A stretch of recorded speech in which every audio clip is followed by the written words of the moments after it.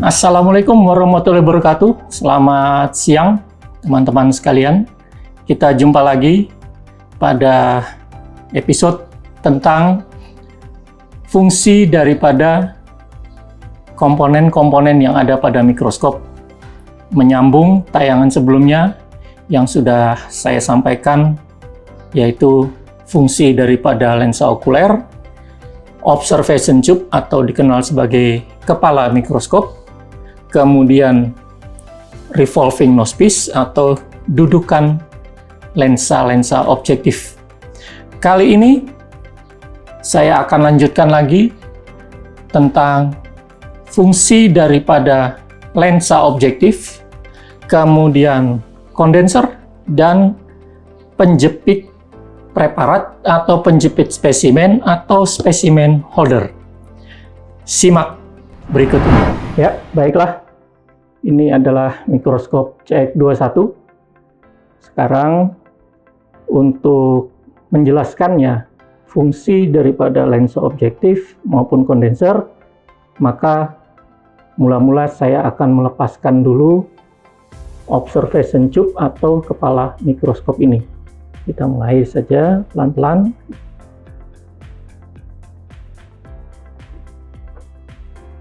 Kita lepaskan dulu karena posisi mikroskop akan saya tidurkan sehingga lebih mudah untuk dilihat seperti ini. Nah, ini adalah revolving nosepiece, tempat dudukan lensa objektif yang dapat diputar ke kiri dan ke kanan sesuai kebutuhan daripada pemakaiannya. Di sini terdapat 4 buah lensa objektif, yaitu ukuran perbesaran 4 kali, 10 kali dengan garis kuning, kemudian 40 kali, dan terakhir adalah 100 kali. Kita bebas untuk memasang lensa-lensa objektif ini ukuran berapa saja sesuai kebutuhan, dan arah putaran juga sesuai yang kita biasa gunakan. Ada yang senang putar kiri, ada yang terbiasa dengan memutarnya ke kanan. Sebelum saya jelaskan tentang kondenser, maka sambil kita lihat dulu lensa objektif ini. Di sini ada beberapa tanda, yaitu pertama yang perlu diperhatikan adalah warna.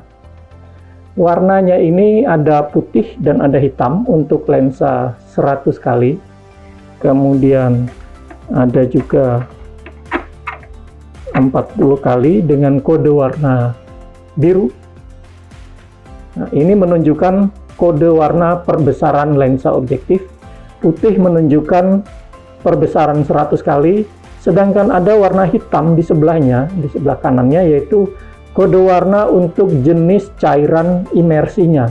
Hitam di sini adalah menunjukkan ini adalah cairan imersi menggunakan minyak, sehingga disebut sebagai minyak imersi.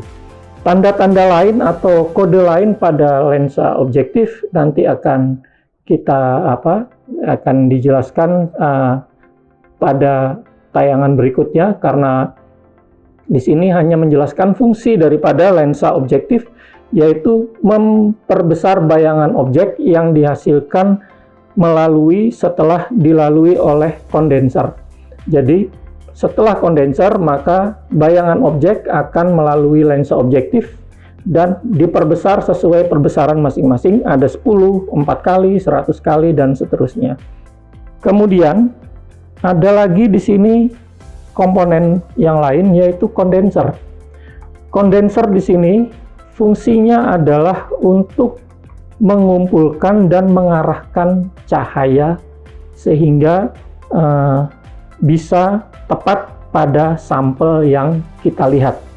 Di sini di bawah pada lensa, pada kondenser itu terdapat juga tanda atau kode yang mungkin sering terabaikan.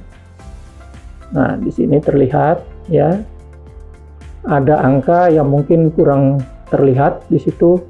4 kali, 10 kali, dan seterusnya hingga di sini 100. Di sini menunjukkan posisi bukaan diafragma pada saat menggunakan lensa objektifnya, sehingga sesuai yang cahaya yang masuk ke lensa objektif adalah sesuai yang dibutuhkan oleh lensa objektif tersebut. Misalkan untuk lensa objektif 40 kali, maka bukaannya kita dapat menyetel pada angka 40. Dan apakah ini berpengaruh? Sangat berpengaruh, karena kalau kita lihat dari bawah, itulah terdapat diafragma yang akan membuka dan menutup sesuai ukuran perbesaran lensa objektif yang kita gunakan. Semakin besar bukaannya, maka perbesaran lensa objektif adalah semakin besar. Dan semakin kecil, perbesaran lensa objektifnya adalah juga semakin kecil. Di sini yang terkecil adalah 4 kali, maka kita bisa langsung pada posisi terkecil, atau katakanlah sering disebut tutup kondensernya. Sebenarnya tidak juga tertutup, karena masih ada lubang celah yang cukup kecil yang masih dapat dilalui oleh cahaya. Kondenser ini selain berfungsi untuk mengumpulkan dan mengarahkan cahaya, dia juga dapat mempengaruhi kualitas bayangan objek yang dihasilkan, sehingga di sini bisa kita naik turunkan posisinya sesuai kebutuhan, sehingga hasil bayangan objek yang dihasilkannya nanti benar-benar menjadi sempurna. Kalau ada yang mengatakan kondenser bila tidak disetel naik dan turun, maka bayangannya tidak fokus. Itu tidak sepenuhnya benar. Yang benar adalah pada lapang pandang bagian tepi, bila tidak tepat posisi kondensernya, maka bagian tepi lapang pandang tersebut terlihat buram atau blur. Sedangkan bagian tengah itu lapang pandang tetap terlihat fokus. Sehingga yang terbaik itu apakah posisi kondenser harus pada posisi maksimum seperti ini atau dinaik turunkan. Yang benar adalah posisinya disesuaikan dengan apa yang kita lihat, dan bukaan diafragma disesuaikan dengan perbesaran lensa objektif yang digunakan. Kemudian ada lagi komponen mikroskop, yaitu penjepit preparat, yang mungkin di sini agak susah terlihat ya. Nah, ini di mana penjepit atau pemegang atau spesimen holder ini dapat bergerak maju dan mundur, kemudian juga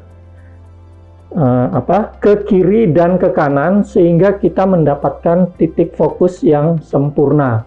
Seperti ini kira-kira, maju, mundur, kemudian ke kiri dan ke kanan.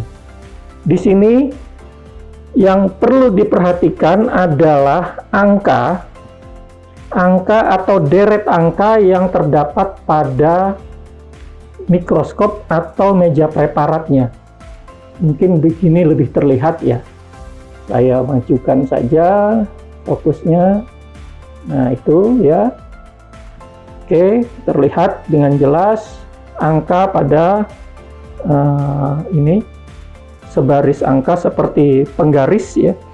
Ini sebenarnya bukan penggaris atau juga bukan alat ukur, tetapi lebih difungsikan sebagai alat navigasi posisi spesimen yang kita lihat, sehingga bisa diketahui posisinya secara aktual menurut sumbu X atau sumbu Y, supaya kita bisa mengetahui persis posisi spesimen atau objek yang kita lihat itu bila digunakan pada mikroskop yang lain.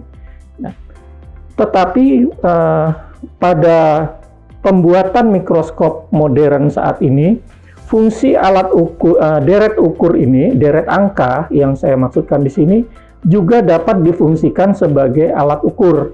Dan itu sudah berada pada produk-produk terbaru mikroskop-mikroskop modern saat ini. Demikian sekedar tambahan untuk 3 macam komponen, yaitu lensa objektif, kondenser, dan penjepit preparat. Ya, bagaimana teman-teman? Apakah cukup jelas? Bila ada pertanyaan, silakan tulis di komen. Semoga bermanfaat. Assalamualaikum warahmatullahi wabarakatuh. Jumpa lagi pada tayangan berikutnya. Salam mikroskop.